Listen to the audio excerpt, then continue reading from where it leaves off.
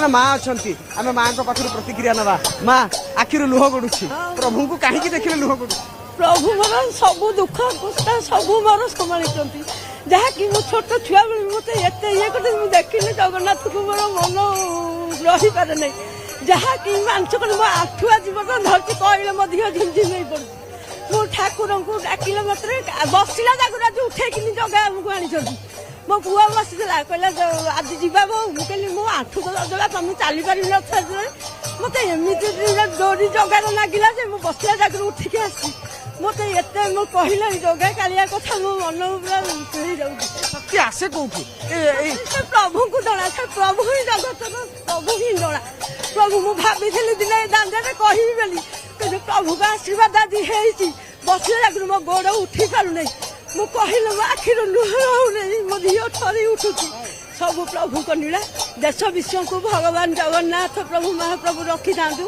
मु कहले मो देह कौन हो जाऊँगी जगन्नाथ अपूर्व नीला बलभद्र अपूर्व नीला सुभद्रा अपूर्व नीला तार उदाहरण नहीं ये जगत आज सारा विश्व आज ये संसार आज जगन्नाथ जड़े श्रद्धा किभली माँ कांदी पकाउछंती आमे आउ जने माँ को पाखक जीवा माँ भजन कीर्तन एपटे चली सेपटे जगा ये भजन कीर्तन चली केमती लगे जगा बेढ़ारे जो मत भल लगे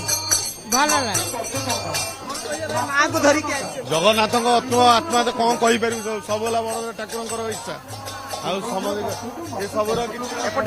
एपटे टिके आउ गोटे दृश्य देखा चाहिए जे किभली भाव में हनुमान पहुंचे जड़े हनुमान बेशरे किभली भाव में देखिपे हरे राम हरे कृष्ण राम नाम जोठी जय जगन्नाथ जोठी प्रभु हनुमान से आपड़ देखिपे किभली भाव में दंडायमान होती हनुमान बेशरे जड़े व्यक्ति जड़े श्रद्धालु जड़े भक्त किभली भाव में देखु प्रभु जगन्नाथ माँ सुभद्रा आगरे हरे राम हरे कृष्ण करी एक प्रकार एकाकार हो जाउछंती समस्ते हरे कृष्ण हरे राम एक प्रकार ध्वनि रे प्रकम्पित होउची ये होउची अनन्य उदाहरण किभली भाव में रही देखंतु तीन रथ दंडायमान होइचंती दर्पदलन नंदीघोष एवं बलराम रही एवं तालध्वज जदि आमे कहिबा एभली समय रे जय जगन्नाथ ध्वनि हनुमान प्रकम्पित होबा निश्चित भाव में गोटे अनन्य उदाहरण जड़े श्रद्धालु अच्छी कौटू आसचंती आपण कौन मो ना हूँ मनोरंजन कर मु भद्रक जिलूर आसती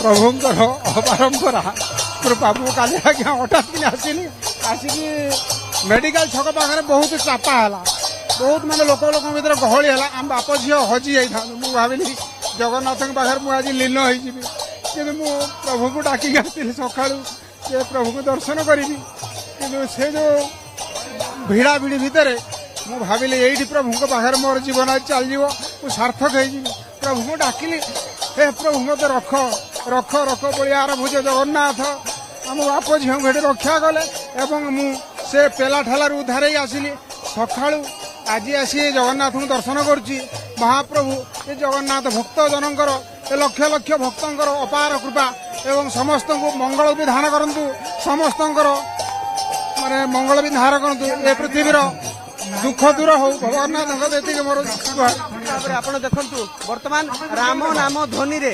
महिला श्रद्धालु पुरुष समस्त देखिपे किभली भाव में हरे कृष्ण हरे राम नृत्य गीत प्रदर्शन करुँच ये हूँ भावर ठाकुर भाव जोठी जगा से भाव जोठी माँ सुभद्रा से भाव जोठी बलभद्र से राम नाम ध्वनि जोठी शुभे जय जगन्नाथ ध्वनि जोठी शुभे सेठी सबु समय आपण जानिथिबे आपण देखंतु ए दृश्य किभली भाव में सबुठी समस्ते हाथ टेकिकी रहिचंती समर्पण समर्पण समर्पण जगांक पाखरे केवल समर्पण ही आपण पाई परिबे जगा को समस्त देखंतु जय जगन्नाथ हाथ टेकिछंती समस्ते प्रभुंकर ना नौछंती एही समर्पण भावना जदि रखिबे निश्चित भाव में जगा को पाइबे आ सेही समर्पण भावना ही जगन्नाथ को कौटी ना कौटी रत्न बेदी सिंहासन ओह्लई आसती ଶ୍ରଦ୍ଧାଳୁଙ୍କ ପାଖକୁ ଏଇ ଶ୍ରଦ୍ଧା ଏଇ ଭଲ ପାଇବା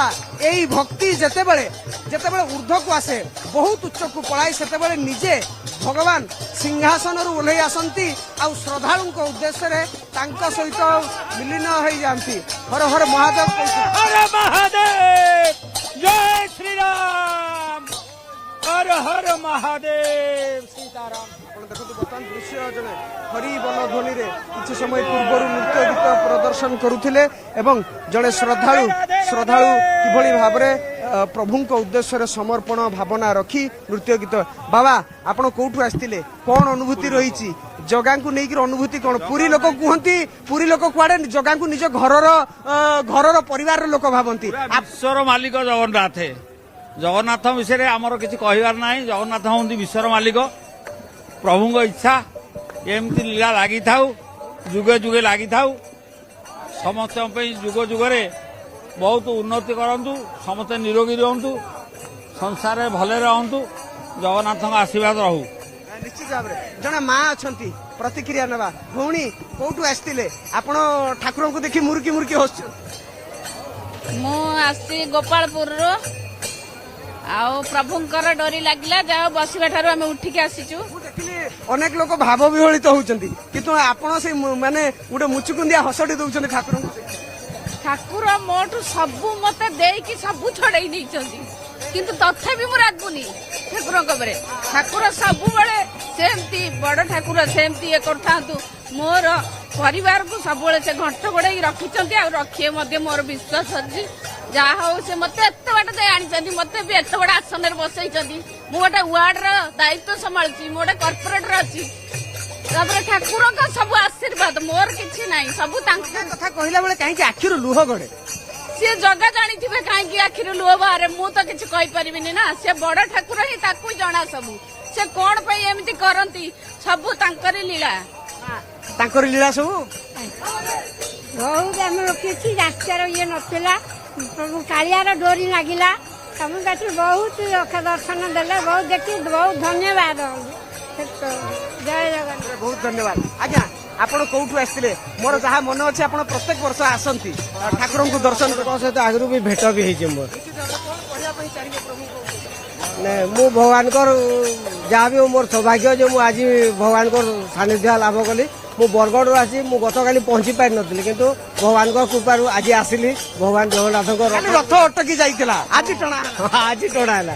ମୁଁ ଭାବିଲି ମୋ ପାଇଁ ଭଗବାନ ରହିଯାଇଥିଲି କି ବୋଲି। ନିଶ୍ଚିତ ଭାବରେ ପ୍ରତ୍ୟେକ ଶ୍ରଦ୍ଧାଳୁଙ୍କ ପାଇଁ ଜଗନ୍ନାଥ ଜଣେ ମାନେ ଅନନ୍ୟ, ପ୍ରତ୍ୟେକ ଭକ୍ତ ତାଙ୍କ ପାଇଁ ଗୁରୁତ୍ୱପୂର୍ଣ୍ଣ। ଭଉଣୀ ଆପଣ କଣ କହିବା ପାଇଁ ଚାହିଁବେ? ମୁଁ ତ ଏତେ ଖୁସି ଯେ ମୁଁ ମାନେ କିଛି ମୋ ଶବ୍ଦ ବାହାରୁନି କହିବା ପାଇଁ। ମାନେ ମୁଁ ଏମିତି ଦୃଶ୍ୟ ମୋ ଜୀବନରେ କେବେ ଦେଖିନଥିଲି। ମାନେ ମୋ ଲାଗି ବୋଧେ ଏ ରଥଯାତ୍ରାଟା ହେଇଛି ବୋଲି ଭାବୁଛି। ଆପଣ ସମସ୍ତଙ୍କୁ ଜଗନ୍ନାଥଙ୍କୁ ନେଇକରି କିଛି ନା କିଛି ଛୋଟ ଅନୁଭୂତି ଥାଏ। ଆପଣଙ୍କ ଜୀବନରେ ଏମିତି କଣ ଘଟିଛି ଯାହା ସବୁବେଳେ ମନେ ରହିବ? କିଛି ତ କହିବାକୁ ଭାଷା ନାହିଁ। ମୋ ମାଙ୍କର ବ୍ରେନ୍ ଷ୍ଟ୍ରୋକ୍ ହେଇଥିଲା। ଜଗାଙ୍କୁ ହାତ ଟେକି ବହୁତ ପ୍ରାର୍ଥନା କଲି, ଭଲ ହେଇଗଲେ, ଏବେ ଭଲରେ ଅଛି। ଆଉ ଆଜି ମୁଁ ମେଡିକାଲରୁ ସିଧା ଏଠି, ଏବେ ଭରସା ନଥିଲା ମୁଁ ପହଞ୍ଚିବି ବୋଲି, ତଥାପି ଡାଇରେକ୍ଟ କଟକରୁ ବସ୍ ଯୋଗେ ଆସିକି ପହଞ୍ଚି କେବଳ ରଥରେ ଦେଖିବି ବୋଲି। ଜଗା ଅଛି, ନିଶ୍ଚୟ ଅଛି। ଶୁଣନ୍ତୁ ଜଗା ଡାକ ଶୁଣୁ। ଆଜ୍ଞା ଆଜ୍ଞା ଜୟ ଜଗନ୍ନାଥ, ଜୟ ଜଗନ୍ନାଥ, ଜୟ ଜଗନ୍ନାଥ। 33 କୋଟି ଦେବତାର ତାଙ୍କ ହଉଛି ବଡ ଠାକୁର। ତାଙ୍କ ପାଇଁ ମୁଁ ଏଇ ବ୍ରହ୍ମପୁର ଛାଡିକିରି ମୁଁ ଆସିଲି ପୁରୀରେ ହୋଟେଲ କରି ବଞ୍ଚୁଛି। ମୁଁ ଏଇଠି ବଡ ଶଙ୍କରେ ଗୋଟେ ହୋଟେଲ କରିଛି। ଜଗା ସମସ୍ତଙ୍କୁ ଦିଏ, ତାଙ୍କର ଦୟା ନଥିଲେ ଏଇ କାହାର ହବନି, ଏଇ ସଂସାରରେ କେହି ନାହିଁ। ତାଙ୍କ ଅନୁଭବ ଅଛି, ମାନେ କିଛି ନଥିଲା। ହଠାତ୍ ଦିନ ମୋର ଇଚ୍ଛା ହେଲା ଆସିବି ବୋଲି ପୁରୀ। ସାଙ୍ଗେ ସାଙ୍ଗେ ବାହାରିଲି, ସାଙ୍ଗେ ସାଙ୍ଗେ ଆସିଲି, କୌଣସି ଅସୁବିଧା ନାହିଁ। ଘର ଦେଖିଲି, ସବୁ କଲି, ଆଉ ଖୁସିରେ ବି ଦେଖିଲି। ଜୟ ଜଗନ୍ନାଥ ମହାପ୍ରଭୁ ओम निराचल निवासाय नित्याय परमात्मने बलभद्र सुभद्राभ्यां जगन्नाथाय ते नमः। कोटि ओडिया मौनमणि ये विश्व प्रसिद्ध रथ यात्रा जगन्नाथ महाप्रभु नंदी भोत विजय करती एवं माँ भद्रा दत्त दलन विजय करती तार ध्वज रथरे महाप्रभु बलियार भुज विजय करती आम मानक ए पावन क्षेत्र में ए पतित मानक पवित्र करने परित्राण करने महाप्रभु निश्चित भाव में दुष्मंत आम तीन ठाकुर बर्तमान एबे भी रथरे रही आड़प मंडप को विजय करने समस्त अपेक्षा रही कारण आड़प मंडप को महाप्रभु विजय करने पर भक्त आड़प मंडप में महाप्रभु को दर्शन करेंगे और कोटि जन्मर पुण्य अर्जन करेंगे से समय को समस्त अपेक्षा कर रही बहुत बहुत धन्यवाद दुष्मंत आपंकर समस्त सूचना।